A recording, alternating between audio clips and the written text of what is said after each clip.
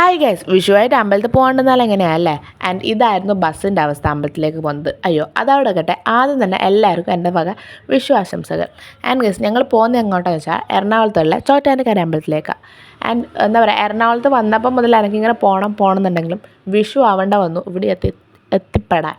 And പിന്നെ ഞങ്ങൾ ആരെല്ലാം കണ്ടു നടന്ന് ഇനി നിങ്ങൾക്കൊരു ക്യൂ കാണിച്ചു തരാം. ഈ ക്യൂ എന്തിനുള്ളതാണെന്നറിയോ? തൊഴാൻ വേണ്ടിയിട്ടുള്ള ക്യൂ ആട്ടോ ഇത്. അങ്ങനെ ഞങ്ങളവിടെ നിന്ന് തൊഴുതെല്ലാം കഴിയുമ്പം തന്നെ എനിക്കെന്തോ അവിടുത്തെ ദൈവത്തിനെ കണ്ടപ്പോൾ മനസ്സിൽ ഭയങ്കര ഒരു റിലീഫ്. അത് കഴിഞ്ഞ് എന്തോ ഒച്ച കേട്ട് നോക്കാൻ പോയപ്പം അവിടെ പാട്ട് കച്ചേരി, പിന്നെ ഡാൻസ്, അങ്ങനെ കുറേ നടക്കുന്നു. അത് കഴിഞ്ഞ് പോകുമ്പോൾ ഞാൻ കണ്ടത് ഇവരെ. അപ്പം വല്ല ഡാൻസ് ഇവിടെ ഉണ്ടാവും. പിന്നെ ഞങ്ങൾ അവിടെ നേരെ ഓടിപ്പോയത് ആനേനെ കാണാനാണ് ഗൈസ്. 2 ആനകളുണ്ടായിരുന്നു. നല്ല സുന്ദരനായിരുന്നു ആനമാർ. എനിക്ക് ഇഷ്ടമായി. പിന്നെ അപ്പോഴേക്ക് വിശപ്പ് ഉച്ചിയിലെത്തിയോണ്ട് ഞങ്ങൾ വേഗം പോയി കഴിച്ച് പിന്നെ തണുപ്പിക്കാൻ ഒരു തണുത്ത വെള്ളം കുടിച്ചു.